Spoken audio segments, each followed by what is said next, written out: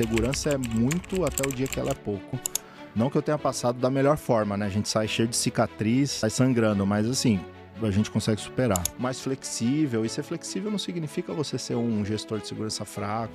Às vezes usam inteligência artificial para enganar uma pessoa. Então, será que essa pessoa está bem treinada? A busca pelo conhecimento. Isso eu trago muito forte, que o que acaba refletindo até no projeto da Academy-Sec. Então, esses estandartes, os símbolos, eles motivam muito, né? Vendo até ali um bonezinho da Legião Estrangeira, né? Então a gente olha isso, já remete à Legião Estrangeira, então, já vem toda... Você não consegue proteger tudo, então o que você vai proteger? Você vai ter que priorizar. Nem tudo é segurança, não são empresas de segurança que vendem produtos, são empresas que vendem produtos e precisam da segurança. Então, vulnerabilidades versus dispositivos, versus o que está exposto na internet, então existem várias metodologias. Aí ele veio diminuindo, ouvindo o som do motor da Harley, veio diminuindo. A hora que eu olho, Estamos começando mais um episódio do podcast Divisão Militar. Sejam todos bem-vindos e hoje temos um convidado muito especial, como sempre, né? Eu sou o John, Tenente Rocha. Aqui de novo, Tenente Auleta, e o não só especial, né? Esse cara que tá aqui hoje, talvez ele não saiba disso, mas não o conheci através de um outro grande parceiro, que é o Serpa. Sim. Né? Que já falava muito bem de você. E quando eu te conheci, em pouco tempo de conversa e algumas interações, eu vi realmente não só o profissional que ele é, mas o tamanho do coração desse cara. Esse cara é de ouro e é uma honra tê-lo aqui hoje. Então hoje a gente está com o Ornelas. Ornelas, obrigado por ter vindo, obrigado por ter aceitado aqui o convite. A casa é sua, tá bom? E para a gente começar, por favor, diga para as pessoas quem é Ornelas. Pô, obrigado. Primeiramente, fico lisonjeado e uma baita responsa dessa apresentação, né? Rocha, valeu. Auleta, brigadão pelo convite. Pô, é uma honra estar falando aqui com vocês. E tá aqui na divisão, né, cara? Que é um... pode falar, puta projeto? Pode. Fica à vontade. Qualquer coisa eu coloco um pi, fica à vontade. É um super projeto, cara, bonito demais. E assim, tudo aquilo que favorece a comunidade dos veteranos, né? Todos esses camaradas e que também acaba favorecendo o próprio mercado, a gente tem que valorizar muito. E a divisão, com certeza, tá chegando... rachando o chão, né? Como a gente... Treme terra. Treme terra, né? Treme terra. E, cara, bom, eu sou o Ornelas. Como a gente tem aqui a questão voltada pro aspecto militar, né? Então, eu sou da turma de 2000. Não sei se é pra falar de turma e tal. Eu sou da turma de 2000. Não. Lá do NPOR do antigo 2º BC, antigo 2º Batalhão de Caçadores. Nossa casa aí, ó. Nossa casa. Sabia, hein? Que legal, cara. Vocês também são de lá, os dois? Sim, segundo... Só que você era de Campinas. Não, eu servi em Campinas, sim, mas me formei junto com o Rocha no segundo. Que legal, cara. Já era Bill, né? Não era mais BC, mas é o mesmo batalhão. É o mesmo que agora batalhão. é o BMAC, né? BMAC também, não? Lá virou BMAC, né? Somos de 2009 e fomos pra Campinas também. Então vocês foram... Formamos em São Vicente e fomos pra Campinas. Ele foi pro 28 e eu fui pro QG. Que legal. Pro CMSA. Então estamos aqui com três... então somos da mesma casa. Então, três caiçaras. Eu sou de Santos também, então, originalmente. Sou de Santos também. Há muito tempo em São Paulo, mas... me formei lá, depois fui para PE, né? Pro 2º BPE. E lá fiquei até 2007, né? Depois fui pro mundo corporativo. Mais um PE, cara. Mais um PE. Semana passada tinha um PE, agora mais um PE. Excelente. Polícia do Exército é uma grande honra. Sempre. É isso. Sempre. E é isso, basicamente é isso, cara. E, cara, como foi, assim, pra você? Você já queria servir, caiu por acidente dentro do exército? Você já era um sonho? Como é que foi isso? Não, mais ou menos. Meu irmão é da turma de 97, né? Do NPOR também. Ele serviu lá em 97, fez o curso de formação lá. E eu acompanhei, né? Indo nas formaturas como familiar e tudo mais. Aí, Diferença de idade muita ou não? São 3 anos, né? De diferença, praticamente. Quando ele estava a serviço, já era adolescente. Já. Então, já entendia bem o que estava acontecendo. E, eu ficava lá acompanhando ele, ficava vidrado, né, cara? Um puta exemplo. Ele foi melhor aptidão física, era um cara que... era não, né? Ele é um cara super determinado e foi um baita exemplo para mim, pro ingresso, porque eu via toda essa rotina dele e tal, falei, legal pra caramba, fui conhecendo um pouco mais, aí depois ele fez o EI e o EPOT, E, então, fui vendo tudo aquilo, fiquei fascinado, né? Então, não foi 100% já, pô, eu quero entrar no NPOR, porque a gente, eu acho, talvez até aconteceu com vocês, cara, a gente não sabe muito as vias de ingresso, Não né? é nada. Fica muito restrito, aí quando você vai ali, pô, tem a SpaceX, tem o não sei o que, a hora que você vai fazer já tá Lá virando dentro. idade, você não tá preparado estudando, e aí, pô, então a gente não sabe disso, mas então pra mim o NPOR era muito certo, né? Então eu fui. Eu até curioso, porque quando eu tava na seleção ainda, na CS, eu fui dispensado. E aí os caras, pô, valeu, essa galera aqui tá fora, e essa galera aqui vai aguardar tal pra dar continuidade. Aí chamaram o meu nome dos que estavam fora. E eu saí lá do quartel, era até um quartel na Conselheiro Nebias lá e tal. Eu saí de lá e falei, cara, não é possível isso, velho.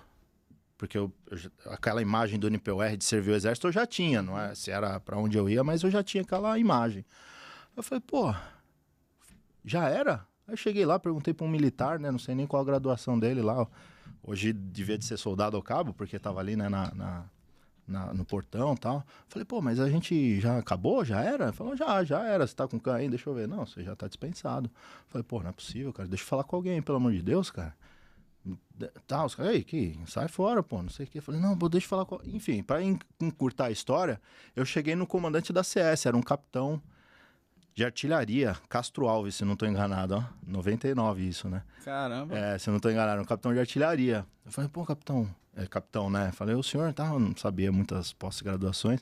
Aí eu falei, pô, eu fui dispensado, mas eu queria muito servir, eu queria tal... Ele falou, pô, você tá na faculdade e tal, foi fazendo aquelas perguntas. Eu falei, pô, ele falou, cara, seguinte, você já tá liberado já. Eu falei, pô, mas me dá uma chance, eu não sei. Ele falou, cara, seguinte, você foi um cara desenvolto, gostei de você, eu vou te mandar lá pra CS do 2º BC, lá do CS especial, né, lá do NPOR. Eu tenho certeza que lá eles nem vão te ouvir. Ele falou Mas assim, eu fiz minha parte porque você foi um cara que demonstrou vontade. olha só, cara. Aí ele cancelou. Ele mesmo pegou o cara e falou, cancelou o carimbo da dispensa, carimbou pra CSE. Porra, aconteceu igual no filme E aí eu fui, do pô. Capitão América, mano. Porra, tu gosta de filme? Porra, não, eu tive que lembrar dessa cena, pô. Cena clássica eu do sou América. bem mais bonito que ele, né? Mas não. Com certeza. Mas você lembra?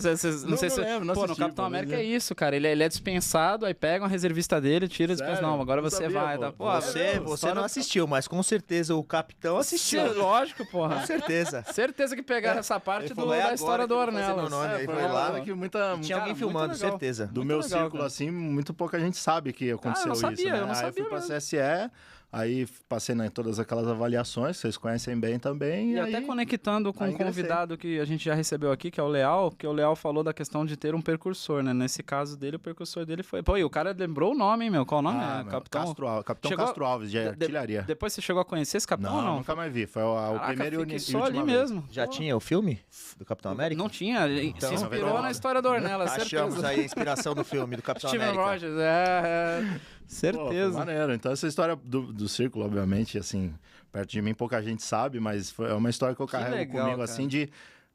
Primeiro, todo mundo quer sair fora, né? Eu tava ali fora e falei, pô, eu quero voltar aí pra dentro. Ah, e Ornelas, Me dá uma chance é aí, engraçado, né? Todo mundo, cara, que a gente pergunta, ou a pessoa não sabia o que era, ou não sabia ao certo como fazia pra ir pro NPOR, ou descobriu na hora, ou alguém falou. Nunca, bom, não sei, não lembro dos que passaram por aqui. É, acho que não, gente mesmo. mas dos que passaram por aqui, acho que não teve nenhum que falou, não, eu já sabia o que era NPOR, eu já...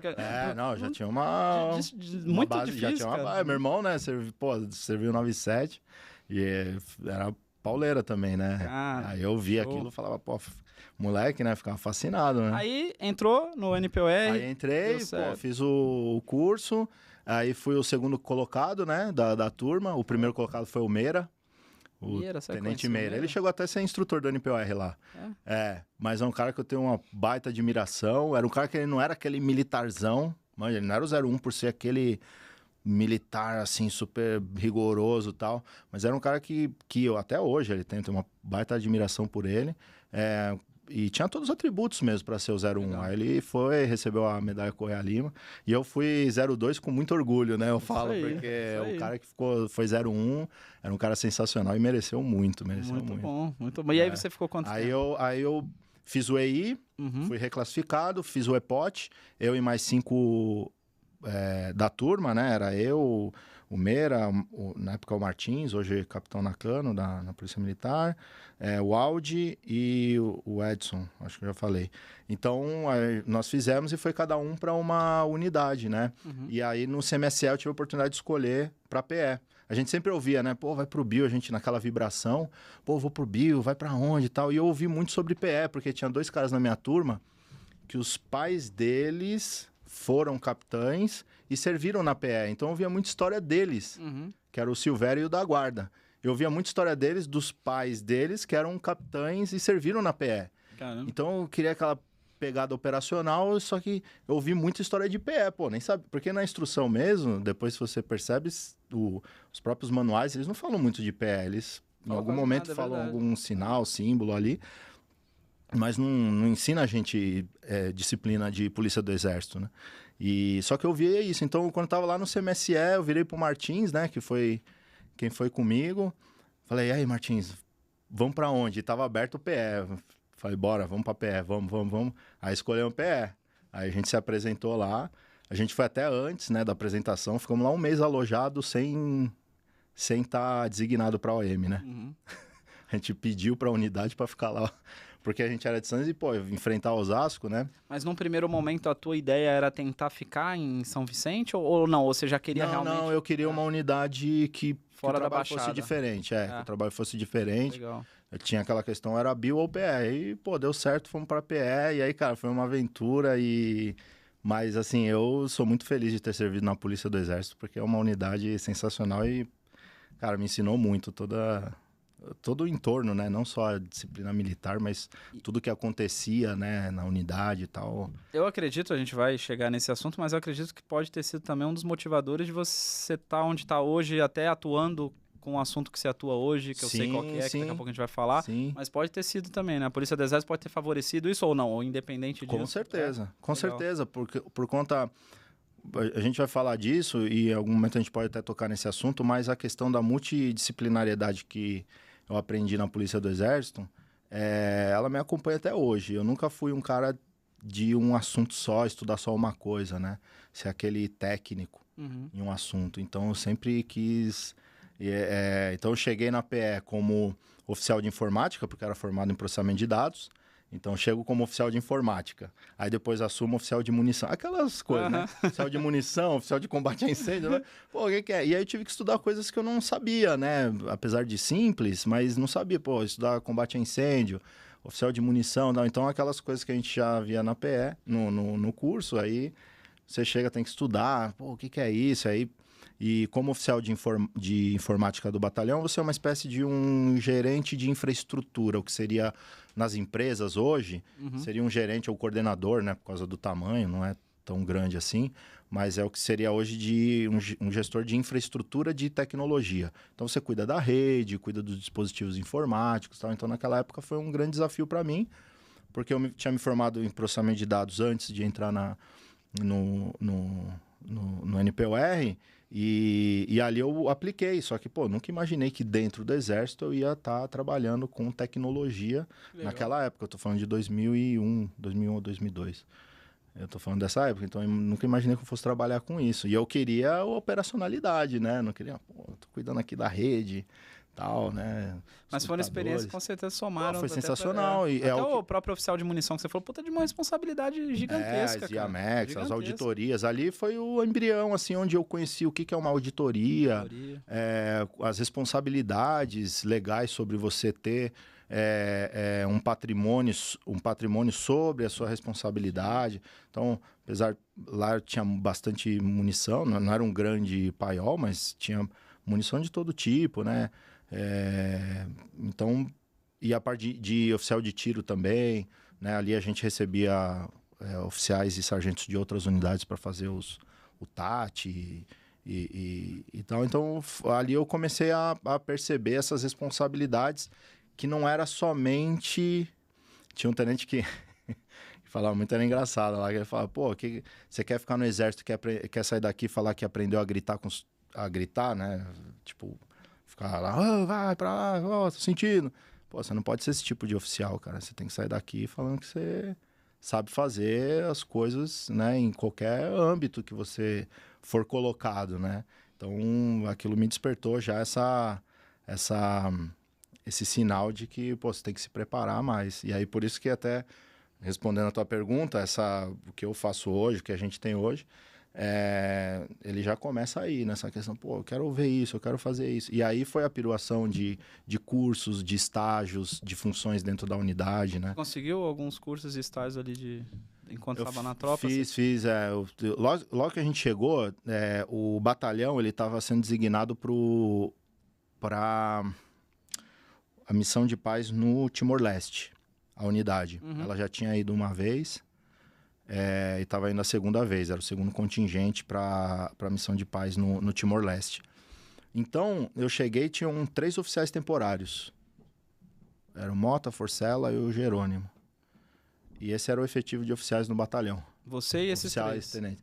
Aí chegou eu, Miranda e Martins. Então éramos 6. E ali era escala de serviço. E a PE, vocês sabem disso. Mas os 6 era os então não tinha nenhum tenente de carreira. Não, porque os tenentes de carreira eles já estavam treinando pro Timor. Entendi. Eles estavam sendo designados pro Timor, mas também não tinha.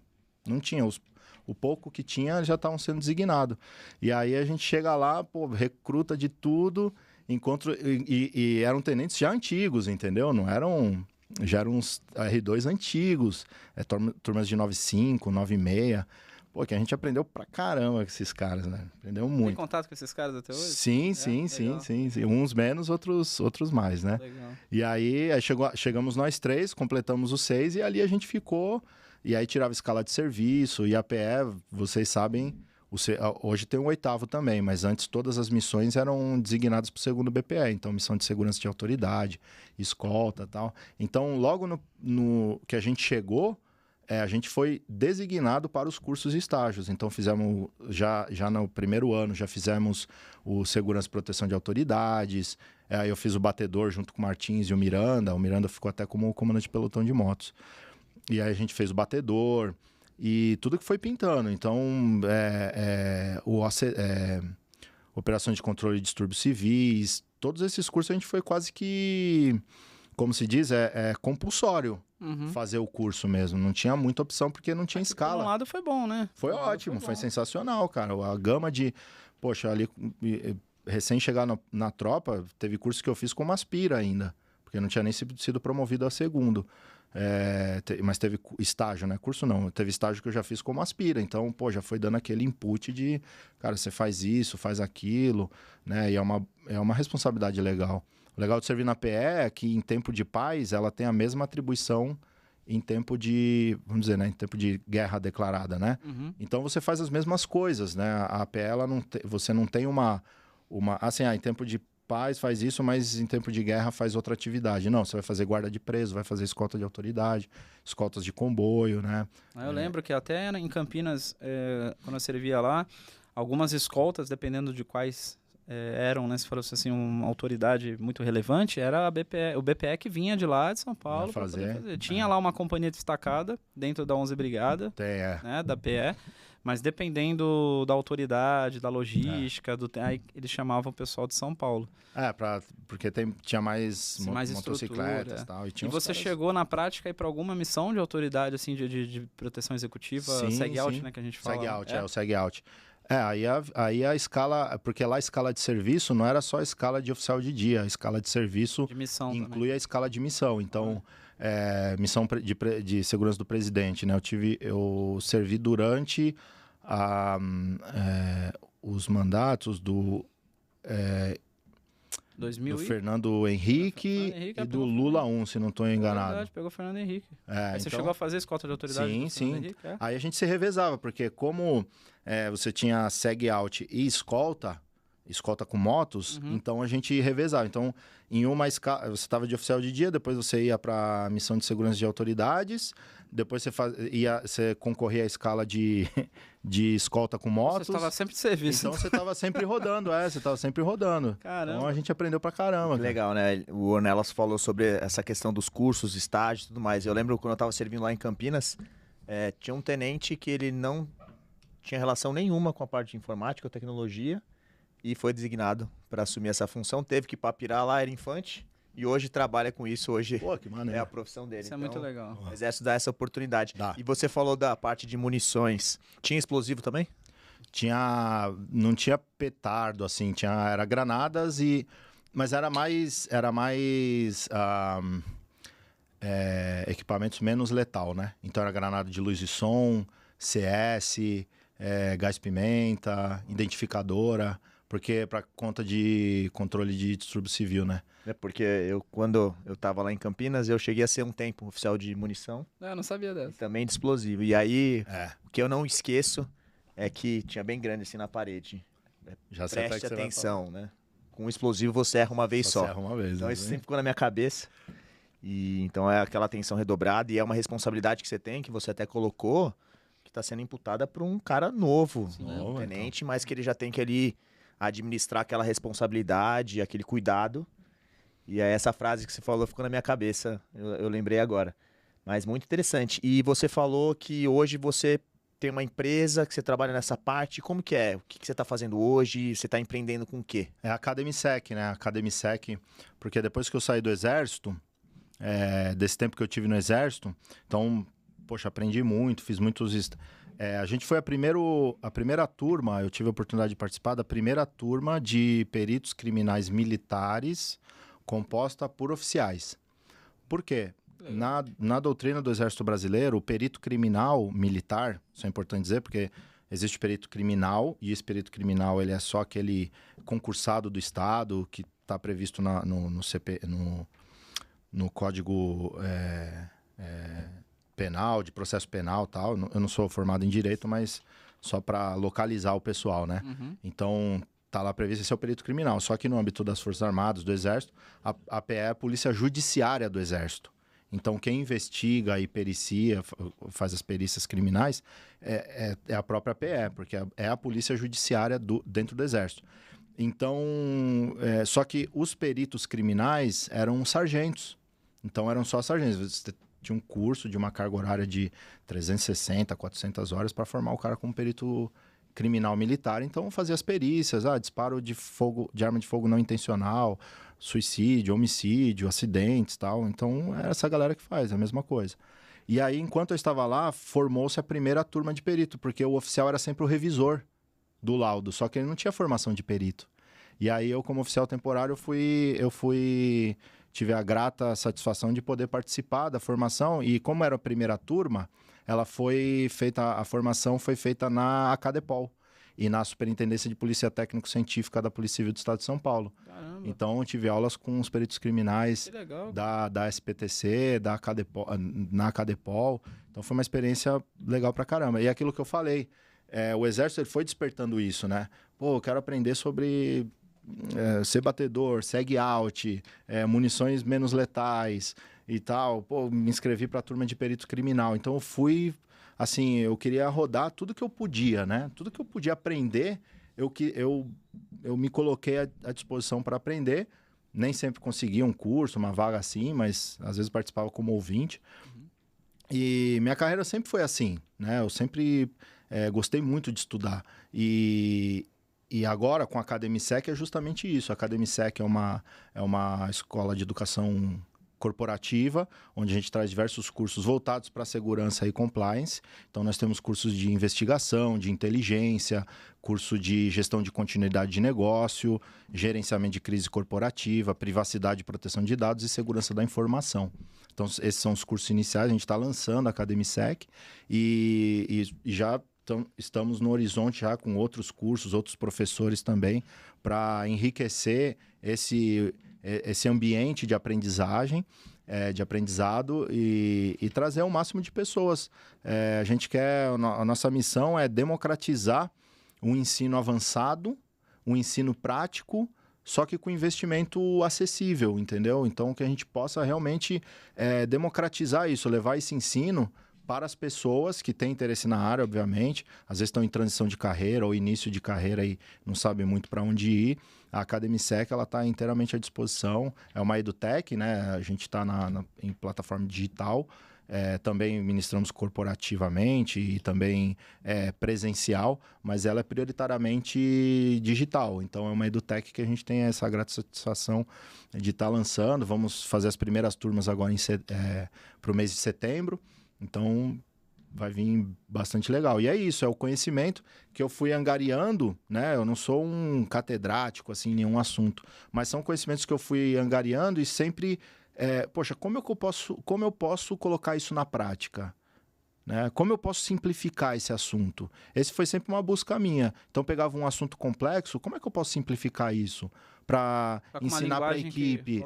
Para possa entender. Exatamente, para explicar para a equipe, para explicar para um executivo que não está na área, que não é subestimando, né? O executivo às vezes está ali, mas ele conhece das coisas. Não pense, a gente não pode ter a prepotência de achar que vai ensinar assim, grandes coisas, ou até as equipes mesmo. Às vezes você tem equipes que os profissionais são super capacitados, mas assim, às vezes pode ser uma extremidade ou outra. Mas, no geral, como é que eu posso simplificar um assunto, né? Eu pego um assunto de gestão de continuidade de negócio. Como é que eu posso traduzir tudo isso e fazer com que a pessoa extraia o principal e tenha uma aula e saia dali? Poxa, eu entendi o que é a gestão de continuidade de negócio. Essa, na minha opinião, essa é a chave. É a chave. Quando você consegue pegar um assunto complexo, que é de difícil entendimento, e você transforma isso de uma forma didática, que um adolescente, uma criança consiga entender, claro, só que adaptado para a realidade do objetivo do negócio, cara, isso é sensacional. E parabéns, porque eu já acessei, inclusive a gente tem uma parceria com a Academisec por fora, né? E eu já acessei a plataforma super organizada, super, cara, bem montado, muito profissional. A qualidade dos cursos, acessível, como ele falou, que eu acho que é uma das propostas também. Exatamente. E você escolheu temas que hoje são altamente relevantes para qualquer empresa. Continuidade de negócio, por exemplo, a gente pode falar aqui que, cara, o que é uma empresa hoje sem ter um planejamento de um BCP, né? Exato. Cara, não é nada. LGPD, né, que nos últimos anos aí o que mais a gente escutou falar era disso, né? LGPD, fora investigações, inteligência corporativa, enfim. Então, parabéns até pela escolha dos temas que fazem super sentido. Obrigado. E tenho certeza que vai ser um estouro. A gente priorizou bastante a experiência do aluno. A gente se preparou muito no aspecto da andragogia, né, que eu ensino do adulto, né? O que o adulto busca? Ele é diferente de você ensinar uma criança ou um adolescente em idade escolar. Ele é diferente. Sim. Porque o adulto, você está me ensinando isso, mas eu vou aplicar onde isso? Ou até, eu sei que eu tenho que aplicar isso, vamos pegar o exemplo da gestão de continuidade de negócio. Eu sei que tenho que aplicar isso na minha empresa, mas eu não consigo materializar o que você está falando para mim. Eu não tô entendendo. Como é que isso conecta na minha atividade diária? Então é isso que eu pego e falo, cara, aqui está o conceito, mas deixa eu transformar ele numa ferramenta que você pode encaixar dentro da tua realidade na tua empresa. Porque eu busquei sempre um caminho entre a prática e o banco escolar. Então, tudo que eu aprendi a fazer, eu estudei. E tudo que eu estudei, eu apliquei. Então, assim, gestão de continuidade de negócio. Estudei, me certifiquei, mas trabalhei com isso. Então, eu sei onde é a dor. Porque se eu pego só o livro, a literatura, eu vou aplicar também. Você vai ter metade do caminho, né? Mas eu vou ter... Desculpa, eu vou pegar um monte de livro, um monte de teoria, eu vou me perder nisso. Às vezes eu vou focar na árvore e vou perder toda a floresta. Nossa, a árvore perfeita, mas e o resto da floresta? Perfeito. Então, eu peguei isso e falei, caramba, como é que eu vou administrar tudo isso? Então, assim, não é que é a melhor metodologia, nem a única correta, mas é a forma que eu pude traduzir para que um adulto, um profissional, aquele início de carreira, porque a gente faz essa trilha para quem está iniciando também. Então, a gente vai lá na base e vem desenrolando todo o assunto. Então, a gente... É importante, né? A gente porque frisou também muito conecta com o nosso propósito. Com certeza. E é muito legal essa metodologia, essa forma que você está fazendo, porque hoje com a quantidade de informação, Quanto mais descomplicado, mais Exato. simplificado tiver, mais fácil de você se perde, guardar. é tanta informação que perdido. você se Então, isso perde. é muito verdade. legal. É Muito difícil legal mesmo. até de conseguir escolher ou manter o foco de tanta É. informação vindo. Você ao fala, tempo pô, será todo, que esse né? caminho tá... Você pega um caminho e você vai ver lá na frente que, esse não é o caminho, deixa eu voltar um pouco. Exatamente isso. Bom, Ornelas, até pro pessoal que está assistindo, né, é até um tom um pouco misterioso e existe um motivo do porquê louco. disso. Mas assim, não, misterioso no bom sentido, porque o que acontece?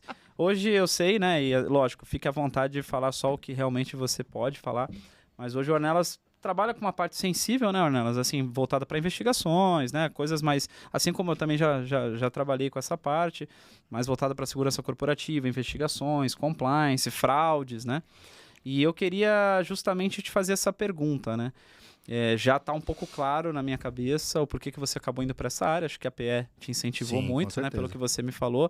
Mas qual foi ali, como que foi aquele momento de transição que você falou, não, é isso que eu quero mesmo, eu quero trabalhar com essa parte, com segurança, com investigação, com compliance, com, enfim, combate a fraudes. Como que foi isso? Foi bem... assim, a escolher a área de segurança foi... escolher a área de segurança como profissão, Uhum, né? Foi algo natural. natural. Desde a época do Exército. Então eu falei, pô, que legal isso aqui. Porque existe algo na segurança que às vezes fica um pouco de lado, mas a gente tem uma missão muito nobre, né? Que é proteger as pessoas, o patrimônio, as informações, né? Os ativos de informação, que hoje a sociedade gira em torno disso. Então, desde a época do Exército, isso já saltava em mim e, lógico, em muitos momentos eu me questionei, pô, será que eu estou no caminho certo e tal? Mas vendo a importância disso, sem muito ego também, porque às vezes a gente vai estar combatendo nas sombras, né? Sim. O nosso trabalho não tem aquele glamour. Soldado do silêncio. Soldado do silêncio. Não tem aquele glamour, né? Então a gente está combatendo nas sombras, a gente está fazendo um trabalho que ninguém vê. Mas alguém está olhando e para alguém é importante aquilo, né? A mesma coisa hoje trabalhar em cibersegurança. Hoje está um pouco no hype, né? Mas a cibersegurança ela sempre foi uma atividade onde você está fazendo ali o trabalho e, poxa, quem está vendo? Até o momento que, né? Tem um ditado que diz assim, segurança é muito até o dia que ela é pouco. Então, boa assim, frase, pô, boa para frase. que isso, para que aquilo, tal, até o dia que, putz, por que não... Boa frase, gostei. A segurança é muito até o dia que ela é Poxa, já pouco. até anotou essa aí. Esse é o título. Esse é o nome do episódio. Esse é o título. Já anotei. O bicho é família, não para. Essa frase é atribuída a uma outra pessoa, mas eu não vou lembrar ela agora, depois até posso Não, passar fica para citar. tranquilo, fica tranquilo. Aí o direito autoral, mas não é uma frase minha, mas eu gosto muito, porque realmente é isso. Então eu adotei a segurança como um meio, aquele em inglês, né, que fala security as a way of life, né? Então é um modo de vida, você tem que viver a segurança, porque não dá para você entrar no trabalho, agora eu sou da segurança, agora você sai, não sou mais da segurança, né? Você vive aquilo, você olha os aspectos, sensibiliza a sua família, né? Você quer que o ambiente esteja sempre seguro, sem aquela paranoia, né? Sim. Não tô querendo falar que é ruim também, mas sem aquela paranoia, aquele peso excessivo que às vezes a segurança traz, porque se eu vou manter isso sempre na minha vida, não adianta eu fazer isso um fardo pesado. Exato. Tem que ser leve. Exato. Então eu incorporo ela na minha vida e vou fazendo de uma forma que ela seja salutar, né? Como você percebe isso com o decorrer do tempo, de quando você começou e para agora? Porque realmente, isso aí que você falou do fardo, ainda encontro e conheço profissionais da segurança que parece que ainda carregam um fardo no sentido ainda de sabe, daquela mentalidade antiga de segurança. Eu sou de segurança, não fala comigo, sabe? Faz um negócio assim. Exato. E como que você enxerga essa evolução? Porque a área de segurança corporativa, ao meu ver, ela vem ganhando muita notoriedade. Nas empresas maiores aí a gente vê que é um departamento que antes era uma área de apoio que quase ninguém dava atenção. Agora você já vê empresa que é uma área que está próximo do estratégico da empresa. Isso. Então, como que você vê isso? Qual que foi essa evolução desde o momento que você começou? Já está depois que saiu do quartel, quanto tempo atuando nessa área, mais ou menos? Total são 23 anos. 23 anos. Então é mais ou menos uns 15, 16 anos no corporativo, O né? que você, assim, notou de diferença do profissional Ornelas lá atrás, quando fez a transição para o Ornelas de hoje, e não só o Ornelas como um todo, mas os profissionais, o que você enxerga assim, de grande diferencial desses anos que passaram? Meu, vou tentar elencar alguns pontos aqui somente. Quando você fala da parte de segurança corporativa, o importante é você entender o business, né? E entender que quando você faz uma gestão muito assim misteriosa, muito, nossa, segurança, você não pode fazer isso de forma alguma, você distancia da realidade. Perfeito. Vou dar um exemplo prático, beleza? Você chega lá para um executivo e fala assim, ó, meu, não pega Uber aqui, porque vamos supor um executivo, um expatriado que acabou de chegar no Brasil. Não pega Uber, não faz isso, porque é extremamente perigoso e tal. Aí ele vai um dia lá e vê que o CEO da outra empresa pegou um Uber, não aconteceu nada com ele. Aí ele vai e pega também. E não aconteceu nada. Só que você falou, super perigoso, não pega. O que ele vai achar da tua... O cara não sabe o que ele está fazendo. Né? Não é melhor você falar, ó, cuidado com Uber, dá preferência para táxi, né? Táxis credenciados. Estou falando aqui qualquer coisa. Né? Eu tive um líder que ele falava que a segurança ela não tem que ser a barreira do rio. Ele tem que dizer por onde o rio vai... O curso do rio ele vai seguir. Então não adianta você chegar e colocar lá uma barreira no rio. Aquela água vai transbordar, vai exceder e vai passar por cima. Então, esse é um ponto que eu acho muito importante para quem labuta na área de segurança, é isso. É ser uma pessoa ali, não descolada da realidade, mas entender o risco. Porque se você não entende de gestão de risco, você vai ser o cara que sempre vai colocar mais medo. Vai sempre falar não. É o cara do não. É o cara do não, fala, não. Eu quero dar uma volta de bicicleta. Não hoje qual o perfil? Você tem um monte de executivo que é super novo. Sim. Aí você fala, não faz isso. O cara fala, pô... Convencer ali o executivo, quem está na outra ponta, não pelo terrorismo, ali, pelo terror, pelo medo, sim pela transparência, né? Mostrar realmente e a conscientização, a realidade. Né? A conscientização, exatamente, você mostrar, você dar opções, você dizer que apesar de se acontecer alguma coisa, e pode acontecer, esse que é o equilíbrio, você tem que falar, ó, não é risco zero. Você pode pegar um táxi, mas fica atento a determinadas coisas que... Né? Eu tô dando um exemplo simples aqui do ponto executivo, né? Para ficar mais simples. Porque você tem que se colocar como um parceiro. Um assessor, um advisor. Não Você como tem que ser um advisor. Como é que é o nome lá? O advogado do diabo? Não, é o terrorista, né? O cara que só coloca terrorismo na cabeça da então pessoa. Essa é a gestão, vamos dizer, né? Que você comentou. Essa é a gestão mais antiga. Mas você via muito isso naquela época, né? Sim, você tinha muito isso. Você tinha uma gestão muito por... não pode porque vai acontecer tal coisa. E os recursos são finitos nas empresas. Nem tudo é segurança. Não são empresas de segurança que vendem produtos. São empresas que vendem produtos e precisam da segurança. Então, essa percepção é importante para você se conectar ao negócio. Quando eu digo negócio, as áreas de negócio, todo mundo considerar a área de segurança uma parceira. Quanto mais você está afastado, porque inteligência é sobre relacionamento. Então, se você fala que faz inteligência na tua área, mas não cria relacionamentos dentro da própria empresa, né? O seu líder, ele é teu cliente. A área parceira sua, ela é cliente. Sim. Então, como você está se vendendo e vendendo tua área para esses clientes dentro... Porque muito se fala de cliente interno. Mas será que todo mundo sabe como lidar com um cliente interno? Perfeito. Eu acho que esse é questionamento. E aí serve para qualquer área. Imagina, o cara fala que trabalha em inteligência e nem o RH sabe o que o departamento dele faz. Exatamente, o que faz. Então, como você está contribuindo, o que você pode... Vamos dizer, a área de segurança contribuindo para o RH. Poxa, como é que estão as entrevistas de desligamento, né? Tem alguma coisa que eu deva saber? Tem alguma coisa importante que fala sobre segurança, sobre assédio, se a pessoa tratar isso? Não, alguém falou que não aguenta mais ver as pessoas cometendo fraudes dentro da empresa.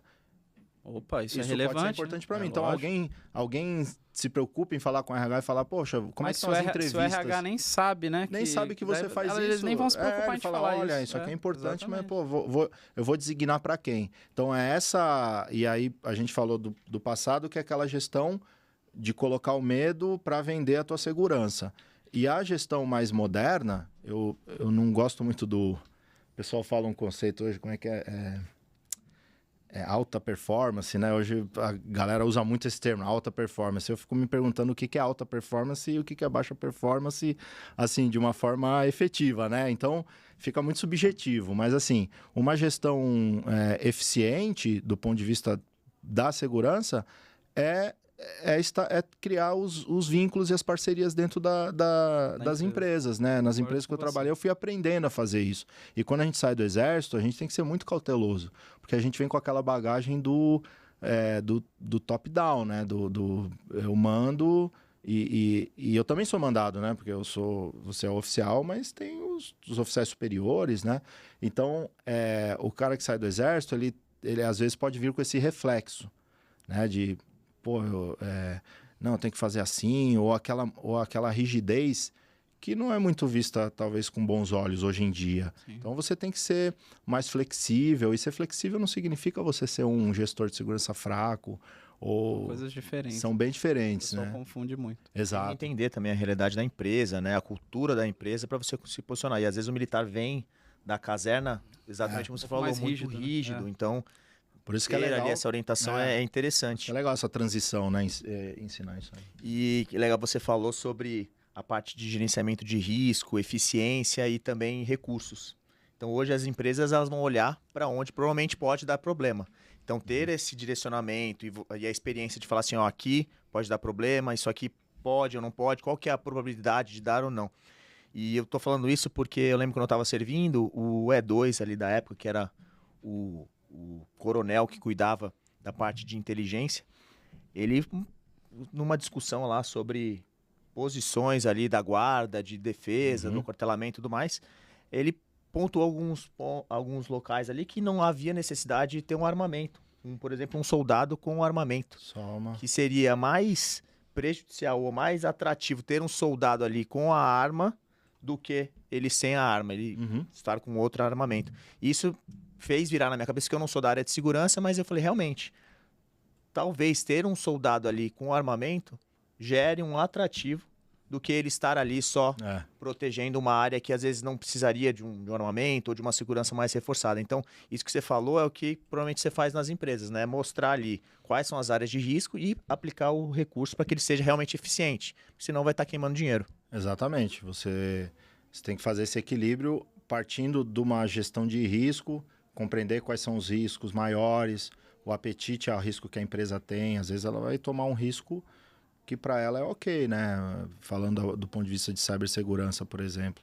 É difícil você garantir o ambiente 100% seguro, né? É muito difícil, porque você tem vulnerabilidades versus dispositivos, versus o que está exposto na internet. Então, existem várias metodologias para você graduar um risco, por exemplo, de uma vulnerabilidade, que se ela é explorada, né, vai trazer grandes problemas para a empresa.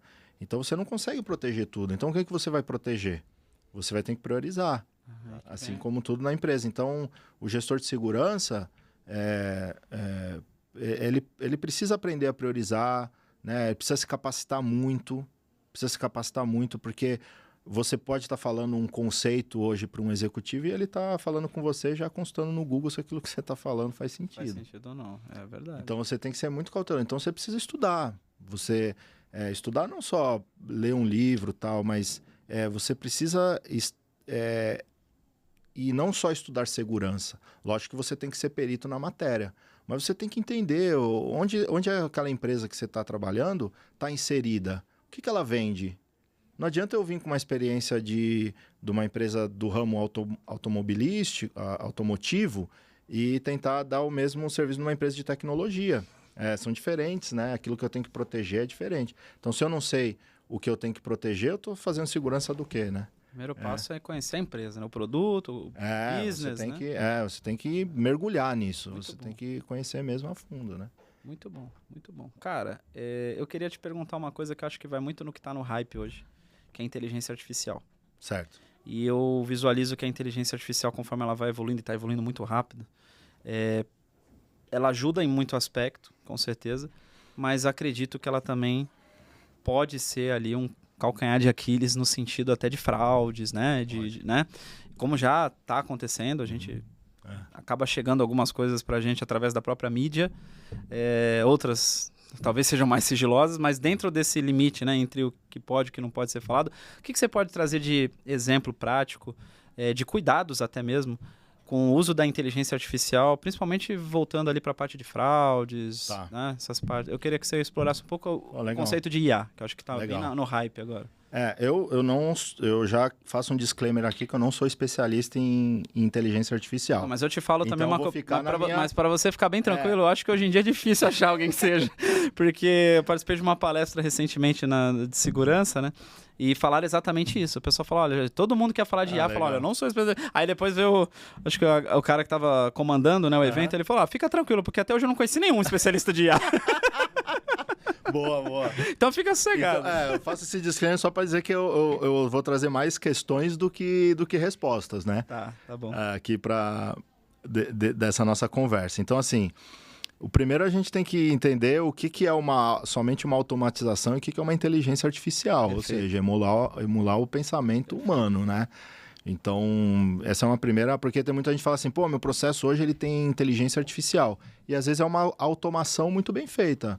Respostas automáticas por WhatsApp e tal, e vendo, toma dados de outro lado, enriquece aquela resposta e oferece um texto para nós, é uma automatização, ela não é uma inteligência artificial, né? E até mesmo em termos de infraestrutura, aí eu estou falando de infraestrutura tecnológica mesmo, você precisa de infraestruturas muito preparadas, de alta disponibilidade para ter uma inteligência artificial. Então esse é um ponto já que eu trago aqui, saber que é distinguir, importante, né? saber um pouco o que é uma automação e o que... No nosso meio, né, até... Sim, se me permite só complementar, no nosso meio de segurança corporativa também, e nesses próprios eventos aí que você sabe, né, os principais sempre acontecem, eu vejo muito também os profissionais falando, não, porque implementamos lá a inteligência artificial nas nossas câmeras. Aí você vai ver o que é, é analítico. É o que já tem há muito tempo. Não chega a ser uma inteligência artificial. Eu entendo que do ponto de vista comercial, sim, talvez seja, né, venda mais você falar que é IA, né? Porque tá na moda. Pode crer. Mas aqui eu gostaria realmente que você... e você foi perfeito no teu início, que realmente são coisas distintas. É importante saber, entender bem isso daí. Até para não vender até internamente nas empresas, né, ou dentro do corporativo, vender algo daquilo que você não está sabendo do que está falando. O outro ponto que eu trago, muita gente fala que, a inteligência artificial está ajudando muito na segurança. Eu acho que ela está contribuindo mais falando de segurança especificamente, prevenção à fraude. Eu acho que hoje ela contribui muito mais pro lado negativo do que pro lado positivo, tá? Pelo que eu vejo hoje, eu estou falando uma percepção minha, Ornelas, não estou falando que o mercado está se comportando assim, porque quando você usa uma deepfake, deepfake é a simulação, né, através de recursos gráficos tal, de alguém, o Rocha lá tá numa videochamada, beleza? Perfeito lá, ele pega as suas fotos, vários posicionamentos, faz um algoritmo e reproduz as suas expressões, a tua fala, o tom de voz, tudo. Onde a gente aplica isso para segurança? Na recepção? Então, assim, eu estou colocando um baita recurso de deepfake para ser uma recepcionista, né? Um exemplo eu estou dando, para atender ali a pessoa, simular uma pessoa, enquanto o fraudador está usando a deepfake para aplicar um golpe de liberação de recursos lá de uma empresa XPTO, se passando pelo presidente da empresa. Sim. Né? Então, assim, onde é mais danoso nesse exemplo? Sem sombra de dúvida. Entendeu? Então, para segurança, por exemplo, quando eu falo deepfake, eu estava num fórum uma vez falando assim, mas aí o atendente do call center fica uma voz mais humanizada, tal. Olha só a comparação. Uhum. Poxa, a gente está falando de atendente de call center, é operação. É uma operação, não estou falando de segurança. Então, assim, o que e assim, só deixar claro também, eu sou muito a favor da inteligência artificial, que ela evolua muito e traga muitos benefícios para nós. Mas pro profissional de segurança. Mas eu estou fazendo alguns questionamentos aqui. O que será hoje que a gente tem efetivamente de falar assim, poxa, realmente a inteligência artificial, eu uso inteligência artificial e ela é fantástica, ela previne. A balança ali é totalmente desproporcional. Tem um exemplo recente, eu até falei no Security Talk, Teve um caso de fraude dentro do hospital, onde o paciente recebeu uma videochamada de um médico, entre aspas, era uma inteligência artificial, mas a pessoa não sabia.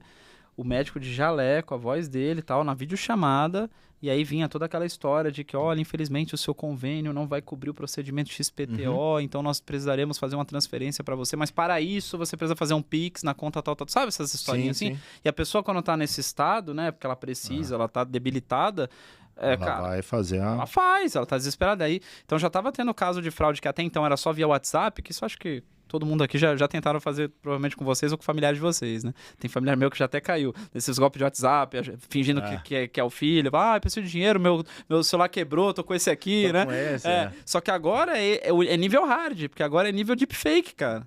Daqui a pouco é familiar nosso recebendo uma videochamada nossa, pedindo dinheiro, entendeu? Então, realmente, falando em fraude, falando nessas coisas, é um ponto de atenção, né? Porque a gente vê de fora, a gente fala assim, nunca vai acontecer com a gente, é tranquilo, pô, isso aqui tá na cara, como que o cara caiu nisso? Só que o que a gente não percebe é que naquele estado ali, às vezes emocional, ou que tá sem dinheiro, ou que tá pensando que o filho foi sequestrado, aconteceu alguma coisa, você não consegue julgar de fora, porque você não tá ali na situação. Você tá numa emoção. É por isso que o golpista ele se aproveita. Tá aproveitando ali de uma fragilidade, do momento que você tá. Então é difícil você julgar de fora. Pô, como que o cara caiu numa dessa? E esses golpes, eles vêm precedidos mesmo de uma engenharia social. A engenharia social que...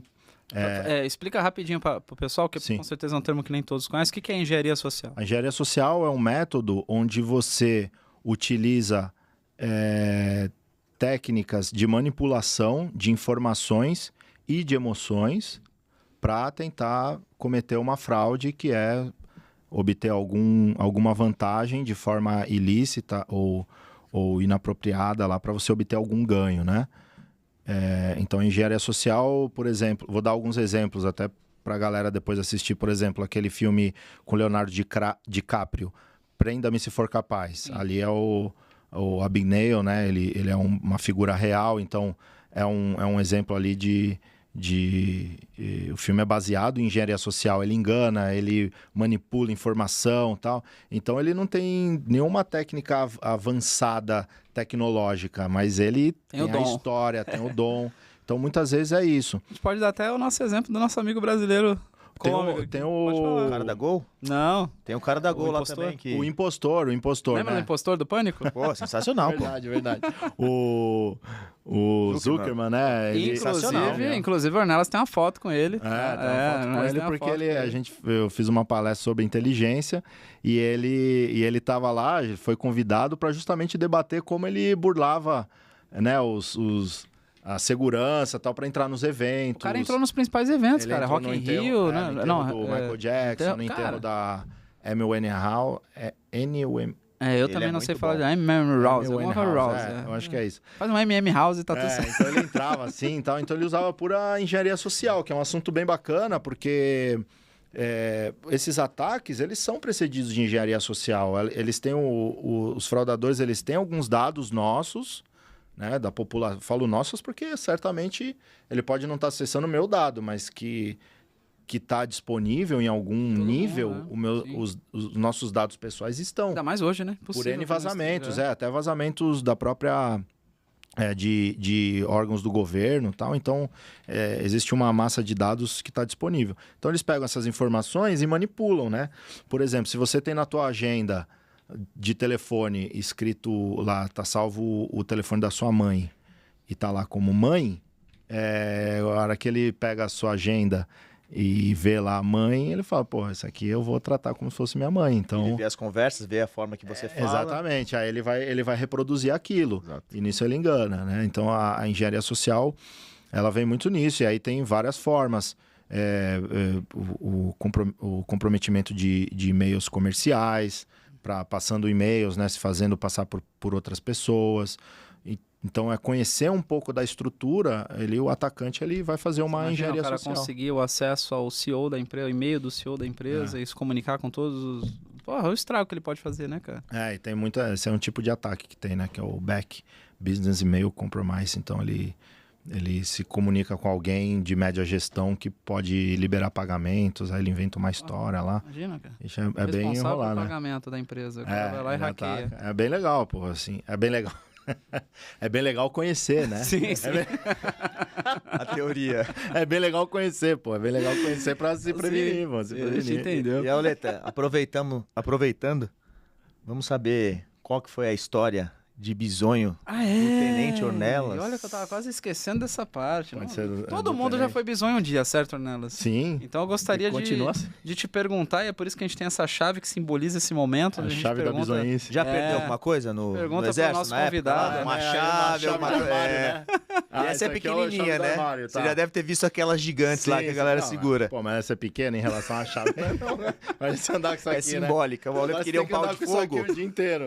Aí você põe no cinto. Pô, maneira essa chave, cara. Fala aí, Legal. conta pra gente. Qual Uma foi o momento de... bizonhice, cara. É, começamos o quadro Já Fui Bisonho. Já fui bisonho? Já fui bisonho. Bom, cara, a gente se bisonha toda hora, né? Esse bisonho. É muito bizonho. Mas, pô, tem algumas... Deixa eu recapitular aqui alguma história. Pode ser da PE, ou pode ser de aluno. Eu vou numa de aluno. De aluno? Não foi bizonhice, mas de aluno, putz, eu tava... Foi mais ou menos, eu tava... De aluno pode contar qualquer um, porque o aluno é bisonho. né? Aluno é bisonho, é um Entre monstro. bisonho. Aluno é sempre bisonho. Mas foi engraçado. Não foi tanto bizonhice, mas foi engraçada. A gente tava em instrução com aquele cara que é super... Aquele oficial que era super casca grossa e tal. O cara, acabava com a turma, assim, de pagação, de castigo e tal.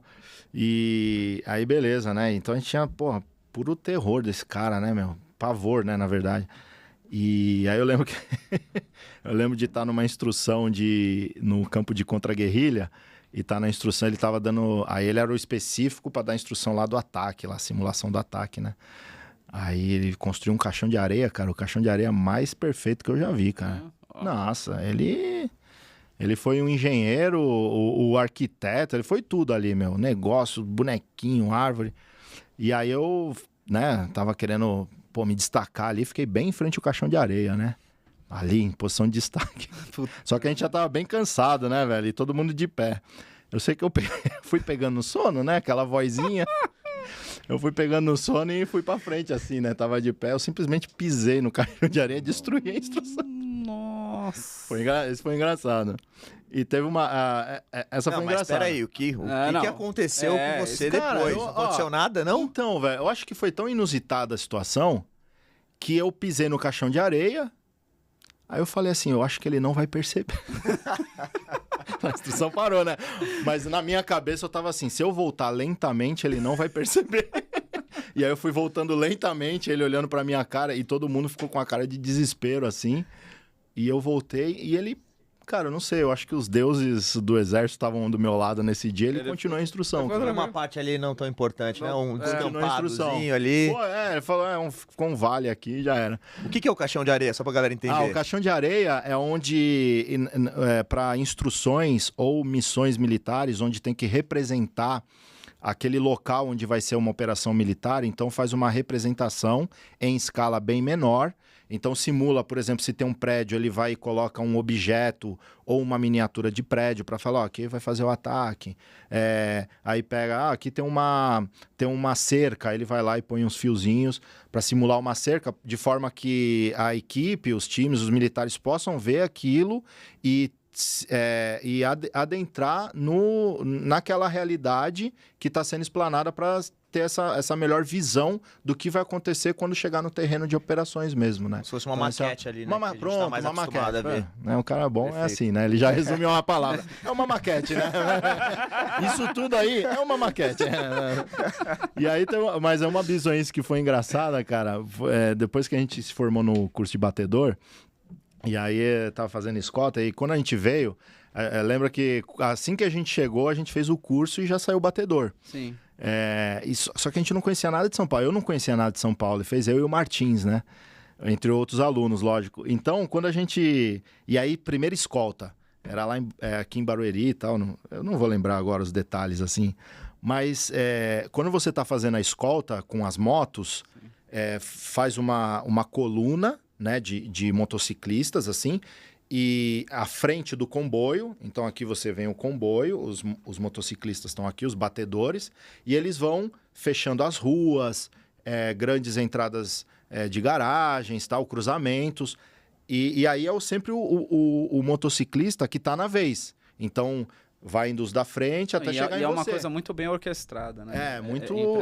E é tudo muito rápido, né? E tudo muito rápido. Eu já participei vendo, né? Não fui batedor. Né? Ali que mas, faz cara, algo é impressionante. Errado. E quando a missão é não deixar parar mesmo, não para. E é muito bem orquestrado. Independente se o trânsito tá esse trânsito caótico de São Paulo, dependendo do horário, eles conseguem cumprir essa missão. A gente já fez, Nossa, é muito legal. É muito legal abrir, assim, a marginal parada e você ir abrindo a marginal e o comboio, aqueles montes de caminhões e andando. Mas, poxa, eu tava ali, era na época do guia, a gente usava guia. A gente ia fazer reconhecimentos, eu usava guia, porque eu não conhecia as ruas de São Paulo. Aquele guia, né, de ruas, não era nem GPS, nada. Então, e aí, só que quando você tava na missão, era muito difícil para mim lembrar as avenidas, os acessos e tal. E tinha um lugar que era muito parecido, a saída por onde o comboio tinha que passar e o caminho errado. E aí, bem nessa hora, eu era o ponta. Eu era o motociclista, o batedor da vez. Então, eu tinha que fechar era uma alça de acesso. Uhum. Eu fiquei olhando e falei, caramba, é pra direita ou pra esquerda? Pra direita ou pra esquerda? Eu falei, putz, eu vou reto aqui e vou parar lá em cima. Aí parei a moto, né? A gente tem todo o procedimento pra parar e bloqueei. Aí fui bloqueando os carros e tal. Falei, pô, beleza, eu tô aqui no lugar certo, né? E aí, caramba, cadê o comboio? Não vem nenhum batedor, nenhum comboio. Falei, caramba, errei o caminho. Aí daqui a pouco eu vejo um batedor vindo. Super rápido assim. Aí me posicionei, né? Falei, tô no caminho certo. O batedor vai passar direto e vai fechar outra via, né? Parou pra falar contigo. Aí ele veio diminuindo. Ouvindo o som do motor da Harley, veio diminuindo. A hora que eu olho, é o tenente que fez o curso comigo, que também não conhecia São Paulo bem. Nossa. Então, na hora que ele chegou, eu olhei pra cara dele e falei, caramba, nós dois erramos o caminho.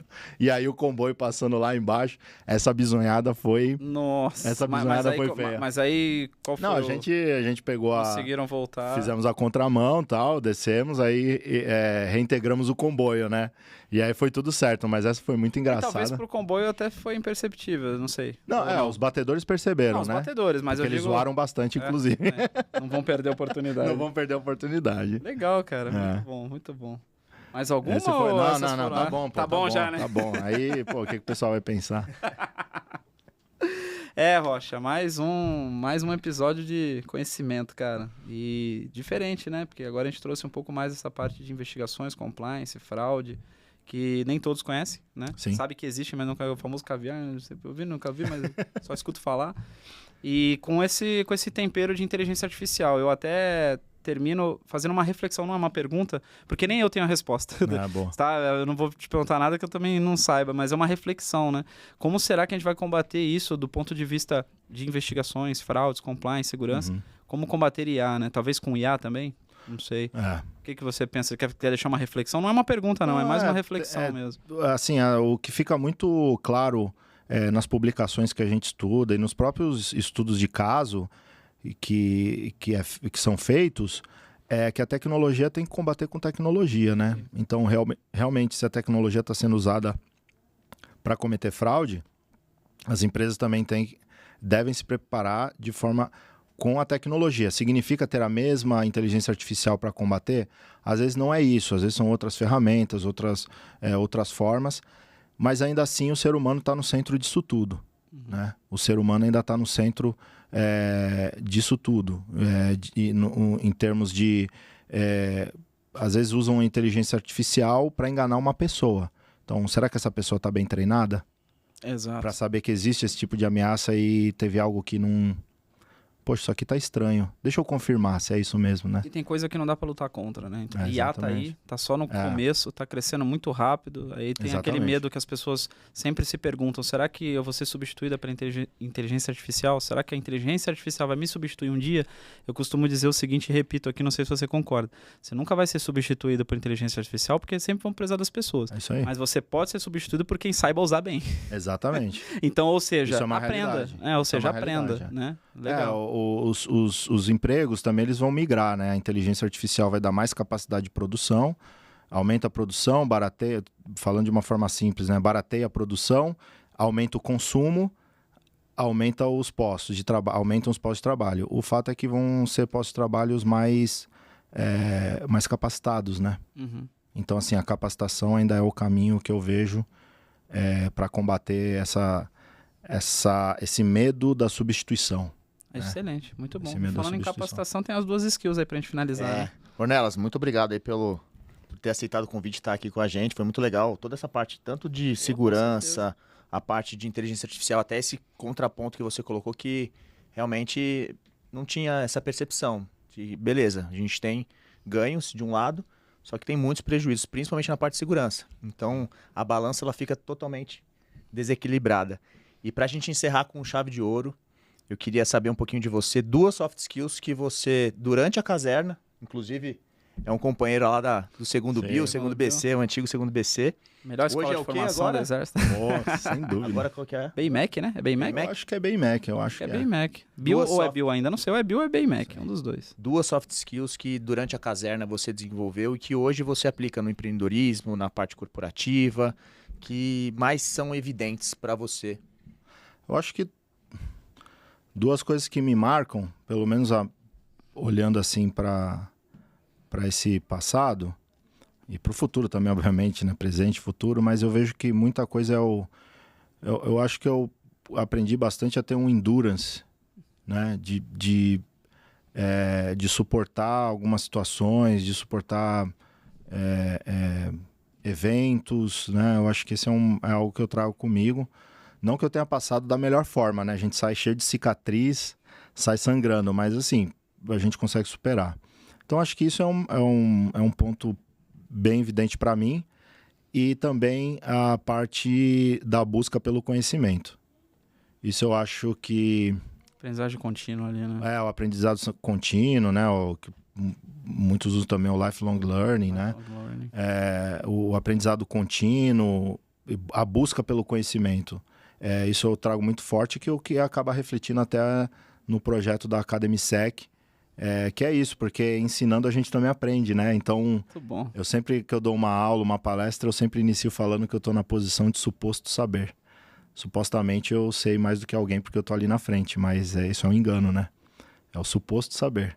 Então, eu tô falando, eu estou aprendendo e estou recebendo feedback, estou aprendendo. Então, você tá nessa posição sem muito clichê, mas ser o eterno aprendiz, eu acho que contribui muito para a nossa vida, não só como profissional, né?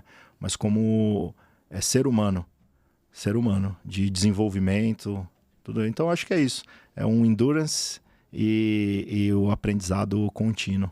A busca pelo conhecimento. Para finalizar também, deixa pra gente aí, pessoal que tá ouvindo, quais são as redes sociais da Academy Sec, como que a galera consegue encontrar vocês, WhatsApp, Sim, Instagram, fica à vontade, o que você quiser. O site é academysec.com.br e nas redes sociais, no LinkedIn, Instagram, YouTube, todos são Academy Sec, né? Então, @Academy Sec, aí você encontra a gente. Vai ser um prazer ter uma maior quantidade de pessoas nos cursos, porque quanto mais diversidade de pessoas, homens, mulheres, pessoas experientes, pessoas em início de carreira ou transição, enriquece muito o aprendizado de toda a turma, né? De todos que estão ali presentes. Então vai ser um prazer receber cada um de vocês também, já estão convidados, né? A galera que está aqui no estúdio, já estão super convidados, e a todos que quiserem fazer parte também dessa comunidade da Academy Sec, com esse compromisso de melhorar o ambiente de segurança, estar aí mais preparado para o mercado de trabalho também. Mas a gente tem um presente pra você, calma que não acabou ainda não. Você, agora oficialmente, você faz parte da divisão. Divisão de elite, né? Tenente Ornelas. Pô, sou eu mesmo. Divisão de elite. Acertamos no nome. Você sabe que isso me faz refletir. E para finalizar aí, você sabe que isso me faz refletir. Tem um livro que chama Motivação para o Combate. Não sei se vocês já leram, né? Esse livro é um livro bem antigo, ele traz vários estudos, deve estar atualizado agora, mas a edição que eu tinha, ele analisava ali até a Guerra do Vietnã, se eu não estou enganado. Então ele vem, o título é Motivação para o Combate, porque eles vão analisando inúmeras situações de conflito, desde a antiguidade até a era moderna. O que motiva as tropas, o que desmotiva, o que abate o moral, como é que é o sentimento do combatente quando ele está ali prestes a engajar num combate, né, e tal. Então esse livro é muito legal. E ele fala que existem coisas que motivam muito as tropas, né? Existem coisas que motivam. Uma delas é a comunicação, os liderados saberem o que vai acontecer, né? Isso é um ponto importante.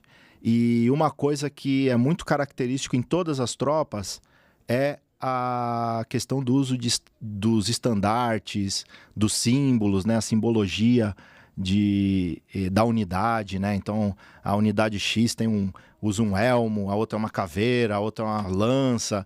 Então, esses estandartes, os símbolos, eles motivam muito, né? Tô vendo até ali um bonezinho da Legião Estrangeira, né? Então, a gente olha isso, já remete à Legião Estrangeira, já vem toda aquela questão, né? Todos os que nos remete aqui ao militarismo. E aí, lembrando disso, vou lançar um desafio para vocês aqui. Opa, olha aí. Ao vivo. Falando de estandartes e tal, eu acho que eu trago aqui o meu, né? Esse aqui é o meu... Ele é uma plaquinha, né? Mas é o que seria o Sutashi pro uniforme de batedor, bonito, né? cara. A gente contei bastante história de batedor. E como segundo tenente, então foi a primeira que eu tive. Que bonito. A gente usava no uniforme, E eu quero deixar para vocês, em gratidão ao convite olha aí, e ao presente, para que vocês possam criar um quadro aí que todos os amigos que venham aqui tragam olha aí. uma tag, uma challenge coin, um brevet, alguma coisa. Tá aceito o desafio. Que manifeste e vocês possam aí Com certeza, colocar incorporar no cenário. Excelente. Tá E fica aceito. Ótima ideia. para ir criando a mística da visita. Todo mundo que vier tem que trazer o seu show de estandarte e o bola. meu é esse. Ele tá velho mesmo porque era o que eu usava realmente. Isso aí, mas é assim que é Era bom, o que eu pô. usava realmente. Que legal, cara. E que fica aí. Muito obrigado. E vocês coloquem os de vocês, que eu sei que vocês são fera também. Pô, várias missões, tem os brevês das missões que vocês foram e tal. Eu não tive a oportunidade de ir em missões como essa, então aprecio bastante. Foram em outras. né? Tudo. Mas fica aí, Que legal. retribuição Com ao certeza. presente, né? Ô, Rocha, o cara vem aqui, dá uma aula, ensina coisa pra caramba e ainda dá presente pra gente, cara. Pô, fiquei sem jeito agora. Que cara. é isso? Pô. Ainda deu ideia pro podcast Muito e já tá bom. aceita, Não, já. já tá viu? anotado. Já Então, tá aceita. fica com uma Excelente. tradição aí das tropas, né? Combatentes, que todo mundo vai trazendo aí um Muito bom. emblema, algo significativo e vai deixando aí, vocês façam um painel.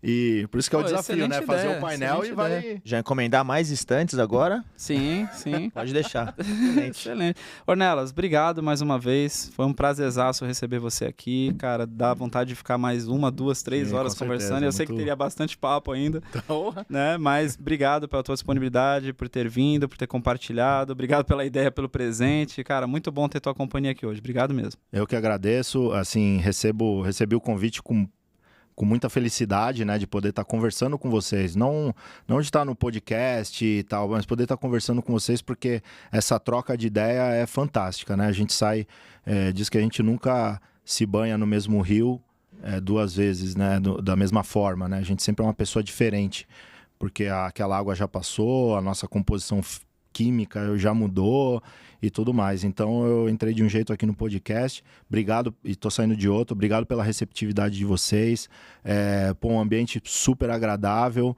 a divisão já tá mostrando que, cara, é fantástica, veio mesmo para marcar de forma diferente e poder compartilhar um pouco do nosso conhecimento, da nossa experiência, né? Eu sei que tem outros profissionais que passaram e que passarão aqui, né? Eu vi história do amigo que foi servir na selva, né? Então, assim, pô, a gente fica muito feliz de ter a divisão nessa vanguarda, valorizando os veteranos, não só os veteranos, né? Toda a comunidade que está aí no entorno, né? Às vezes familiares também, tá? Uma família militar, mas não ficando restrito somente aos militares, né? Levando isso para o público em geral e de uma forma leve, profissional e descontraída, que eu acho que foi aqui. Legal.